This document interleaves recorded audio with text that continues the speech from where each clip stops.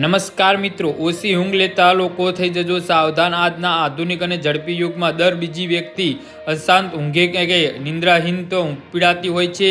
તો મોટાભાગના લોકો માને છે કે માત્ર પથારીમાં વધારે સમય વિતાવવાથી શરીરને આરામ મળે છે, પરંતુ તબીબોના મતે ઊંઘના કલાકો કરતાં ઊંઘની ગુણવત્તા વધુ મહત્વ ધરાવે છે।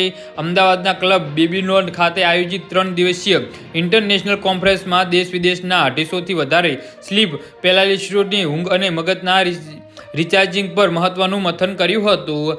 જે હા મિત્રો, અત્યારે હાલના સૌથી મોટા અને મહત્વના સમાચાર સામે આવી રહ્યા છે। તો મિત્રો, સમાચારમાં વધુ વિગતવાર વાત કરીએ તો ઊંઘના નિષ્ણાતોના જણાવ્યા અનુસાર લાંબા સમય સુધી જો વ્યક્તિ ઊંઘે નહીં તો તેના શરીર પર ઘણી વિપરીત અસર પડે છે। ઊંઘના અભાવથી type 2 diabetes, high blood pressure, obesity અને હાર્ટ એટેકનું પણ જોખમ વધી શકે છે, તેમજ વ્યક્તિના મગજની કાર્યક્ષમતા ઘટે છે।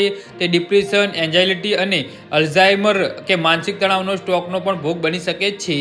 જી હા મિત્રો, તો આના વિશે તમારું શું કહેવું છે તો નીચે અમારી કમેન્ટ બોક્સમાં જરૂરથી જણાવજો અને અમારી યુટ્યુબ ચેનલને સબસ્ક્રાઇબ કરવાની ભૂલતા નહીં। ધન્યવાદ।